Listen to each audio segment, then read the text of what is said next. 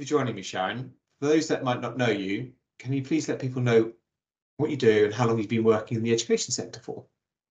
Yeah, so I'm an education advisor and I work on all aspects of the education estate, really. So I help clients develop briefs. I work with architects and contractors on the design side. I've done some post-occupancy evaluation. I do a lot of stakeholder engagement. And I started in education. I was in the employment department in the civil service, and in 1995, we merged with education. So I very quickly had to get up to speed with education policy, and then I did a number of education policy jobs, and went from there into consultancy. And then in 2002, I became managing director of a not-for-profit called Schoolworks, which was about promoting good school design by involving the whole community in the process. So since 2002, I was hooked really, and just have stayed working in the sector in a number of different roles. Right, we'll jump straight in with the first question, which has kind of been left by Tim Warnford, who I had a conversation with earlier. Tim asks, which person has provided you with the best advice in your career? And can you give an example of where you still apply that advice today?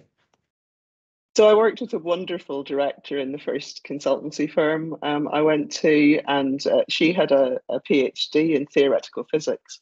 And she'd come out of meetings and she'd say, "It's all data, Sharon, it's all data." And what she meant by that was, everything that's said is important, and listening really carefully to the things that are said, and often the things that aren't said, and the way people interact with each other is really critical to understanding how an organization works. And I tried to carry that through. And I think now when I work with schools, when we're in client engagement meetings, for example, I'm listening all the time, trying to figure out, what do they need? What do they want from us? I don't feel it's for me to go in and tell anybody how to organize themselves or how they should run their curriculum or how they should staff their school. I think what it is for me to understand what it is that they're trying to achieve, and then help to create the spaces and places around them that allow them to deliver their best. Okay, thank you. And hopefully, Tim, that's answered your question. You've had a distinguished career in the education sector, which you sort of mentioned earlier. Which projects are you most proud of and why? So over the years, there's been a number of projects which really stand out. And I think it's because of the people. I mean, I would say that, wouldn't I? But where there's been really great engagement, collaboration, where clients have just been, wanting the absolute, I know all clients want the absolute best, but, they have really thrown themselves into it and had really high aspirations and held us to account as the people delivering.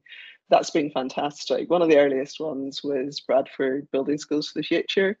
And I stayed in touch with some of the schools there. We did a lot of work with students, and we created the brief by involving kind of all the users in the process. And that was really exciting. And again, where I've had really great kind of conversations with people about what would work for them and how then we translate that through into the design. Places like the Barony campus in East Ayrshire in Scotland, Doha College in Qatar. There's just been great kind of communities coming together and getting behind the project, and that has been really exciting. Okay, thank you. And over the next year or so, what do you think are the biggest challenges the sector faces in the near and long term, and why? So I think we're seeing them already, James. I think we're look around us, and I think the challenges are already here. And I think for us, the issue of the rising number of special educational needs, I think, is really critical. We're seeing new special schools being built, which is fantastic. But within mainstream settings, I think we're seeing an increasing number of young people with quite complex needs. And how we address that within our existing spaces, I think, is really key.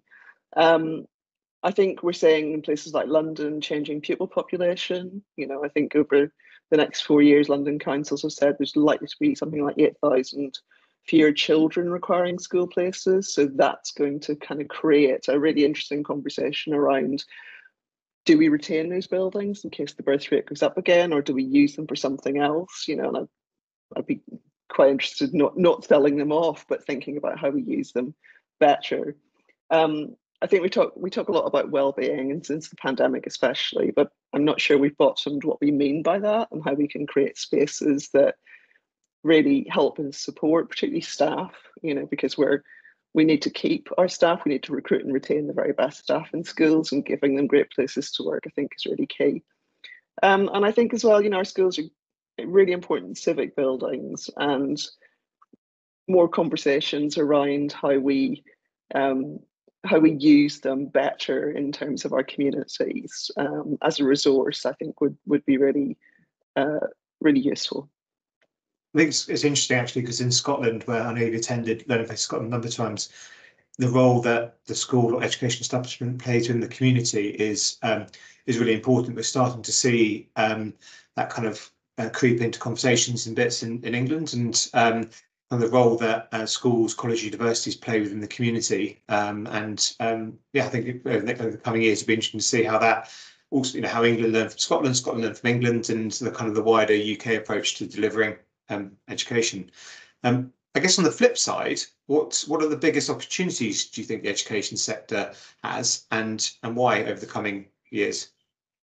I think all investment is an opportunity, and I think we have to make the most of it. I think what I would like to see personally is more strategic conversations about how our education estate fits into the wider picture of education and community and place, for example.